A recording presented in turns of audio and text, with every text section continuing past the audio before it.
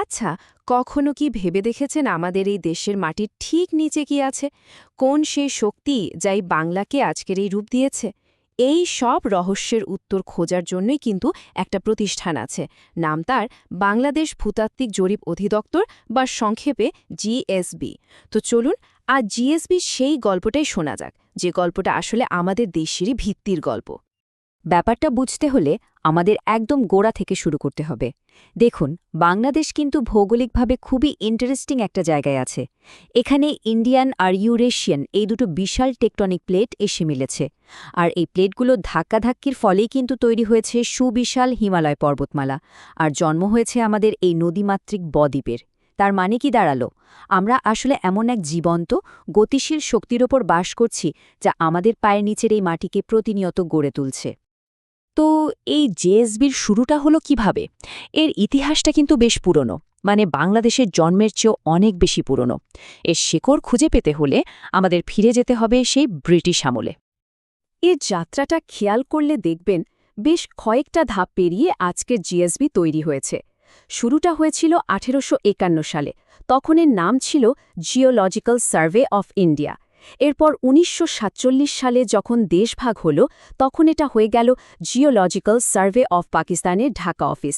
আর finally 1971-এ আমাদের স্বাধীনতার পর প্রতিষ্ঠানটা নতুন করে জন্ম নিল জিওলজিক্যাল সার্ভে অফ বাংলাদেশ বা জিএসপি হিসেবে। এর কাজ এতটাই গুরুত্বপূর্ণ যে 1994 সালে সরকার একে জাতীয় কৌশলগত সংস্থা বা ন্যাশনাল স্ট্র্যাটেজিক অর্গানাইজেশন হিসেবে স্বীকৃতি দেয়। কিন্তু প্রশ্ন হল, জিএসবি ঠিক কিভাবে কাজ করে? মাটির নিচে তো আর খালি চোখে দেখা যায় না, তাহলে কিভাবে তারা এই অদৃশ্য জগতের খবর রাখে? চলুন এবার সে প্রক্রিয়াটাই একটু কাছ থেকে দেখা যাক। জিএসবির পুরো কাজটাকে সহজে বোঝার জন্য আমরা দুটো ভাগে ভাগ করতে পারি। ভাবা যেতে পারে এরা জিএসবির দুটো মূল স্তম্ভ। একদিকে আছে geological exploration and application division. এদের মূল ফোকাস হল সম্পদ খোঁজা আর তার মান যাচাই করা। আর অন্যদিকে আছে geological mapping and laboratories division. এদের কাজ হল দেশের মাটির নিচের নিখুঁত একটা ম্যাপ তৈরি করা, আর যা কিছু পাওয়া গেল সেগুলোকে ল্যাবে পরীক্ষা নিরীক্ষা করা। প্রথম ডিভিশনটার কাজগুলো কিন্তু খুবই প্র্যাকটিক্যাল। যেমন এদের একটা শাখা আছে ইকোনমিক জিওলজি। নাম শুনেই বোঝা যাচ্ছে এরা দেশের জন্য অর্থনৈতিকভাবে লাভজনক খনিজগুলো খুঁজে বের করে। আবার ধরুন আরবান ও ইঞ্জিনিয়ারিং জিওলজি। একটা বড় ফ্লাইওভার বা বিল্ডিং বানানো হবে, সেখানকার মাটি কতটা ভার নিতে পারবে সেই পরীক্ষাটা কিন্তু এরাই করে। আরেকটা শাখা এনভায়রনমেন্টাল জিওলজি। প্রাকৃতিক দুর্যোগের ঝুঁকি কোথায় কেমন তা বের করে। আর এসব কিছুই তারা নিশ্চিত করে বিভিন্ন ধরনের সার্ভে আর ড্রিলিংয়ের মাধ্যমে।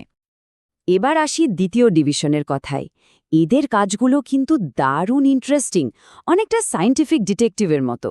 জিওলজিক্যাল ম্যাপিং শাখা দেশের একটা আন্ডারগ্রাউন্ড ম্যাপ তৈরি করে।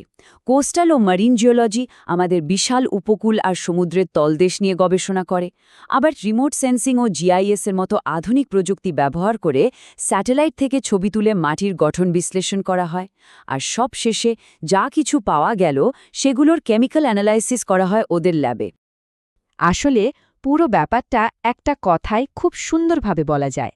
ওপরের পৃথিবীকে বুঝতে হলে আগে তার নিচের অদৃশ্য জগৎটাকে জানতে হবে। জিএসবির এত সব জটিল বৈজ্ঞানিক কাজের মূল উদ্দেশ্য কিন্তু এটাই। তো এত সব গবেষণা, এত পরিশ্রম, এর ফলাফলটা কি? জিএসবি আমাদের জন্য কি খুঁজে বের করেছে? চলুন এবার দেশের মাটির নিচে লুকিয়ে থাকা সেই গুপ্তধনের খোঁজ নেওয়া যাক। জিএসবির আবিষ্কারের তালিকাটা কিন্তু বেশ লম্বা। যেমন ধরুন দিনাজপুরের বড়পুকুরিয়া আর দিঘিপাড়ার কয়লা খনি, কিংবা মধ্যপাড়ার কঠিন শিলা, যা ছাড়া দেশের বড় বড় নির্মাণ কাজই সম্ভব না। শুধু তাই না, জয়পুরহাট আর নওগাঁর চুনাপাথর, নেত্রকোনার বিজয়পুরের সাদামাটি, সিলেটের কাজবালি, এমনকি ফরিদপুর খুলনার পিট কয়লা, এই সব কিছুই জিএসবির খুঁজে বের করা। কিন্তু এই সব সম্পদের মোট আর্থিক মূল্য কত হতে পারে? কোনো ধারণা আছে? শুনলে অবাক হবেন। প্রায় ৬,০০০ বিলিয়ন টাকা। আমি আবার বলছি, ৬,০০০ বিলিয়ন, মানে প্রায় ৬ লক্ষ কোটি টাকা। একবার ভাবুন, এই একটা সংখ্যাই বলে দেয় দেশের অর্থনীতিতে জিএসপির অবদানটা ঠিক কতখানি। তো এই যে এত বিশাল সম্পদ আবিষ্কার হলো, এরপর কি হয়? এই পাথর বা খনিজগুলো কিভাবে আমাদের দেশের আর দশের কাজে লাগে? চলুন এবার সেই জার্নিটা দেখা যাক। এই পুরো প্রক্রিয়াটার কয়েকটা ক্লিয়ার ধাপ আছে। প্রথমে সায়েন্টিফিক সার্ভে করে একটা সম্ভাব্য এলাকা খুঁজে বের করা হয়। এরপর সেখানে ড্রিল করে দেখা হয় আসলেই সম্পদটা আছে কিনা, আর থাকলে কি পরিমাণে আছে। ৩ নম্বর ধাপে যা পাওয়া গেল সেটা ল্যাবে এনে পরীক্ষা করে এর কোয়ালিটি যাচাই করা হয়। আর সব ঠিকঠাক থাকলে ফাইনালি সেই তথ্যগুলো সরকারের সংশ্লিষ্ট দপ্তরের কাছে দিয়ে দেওয়া হয়, যাতে দেশের শিল্প বা অবকাঠামো খাতে এটা ব্যবহার করা যায়। এর প্রভাব কিন্তু আমরা প্রতিদিন দেখছি। আমরা যে রাস্তা দিয়ে চলি, যে ফ্লাইওভার ব্যবহার করি, তার অনেকগুলোর ভিত্তি কিন্তু মধ্যপাড়ার সেই কঠিন শিলা। বড়পুকুরিয়ার কয়লা পুড়িয়েই দেশের পাওয়ার প্ল্যান্টগুলো বিদ্যুৎ তৈরি করছে। আমাদের বাড়ি বানানোর সিমেন্ট আসছে আবিষ্কৃত চুনাপাথর থেকে। এমনকি বাসার সিরামিকের বাসন বা জানালার কাচ, সেগুলোর কাঁচামালও মানে সাদামাটি আর কাঁচবালি জিএসবিরই খুঁজে বের করা। তবে জিএসবির কাজ কিন্তু শুধু এই খনিজ সম্পদ খুঁজে বের করার মধ্যেই থেমে নেই। দেশের ভবিষ্যৎ নিরাপদ রাখার জন্য তাদের ভূমিকাটা এখন আরও অনেক বড়। যেমন ধরুন প্রাকৃতিক দুর্যোগের কথা। জিএসবি যে ভূতাত্ত্বিক ম্যাপগুলো তৈরি করে, সেগুলো থেকে বোঝা যায় দেশের কোন কোন এলাকা ভূমিকম্প বা ভূমিধসের জন্য বেশি ঝুঁকিপূর্ণ।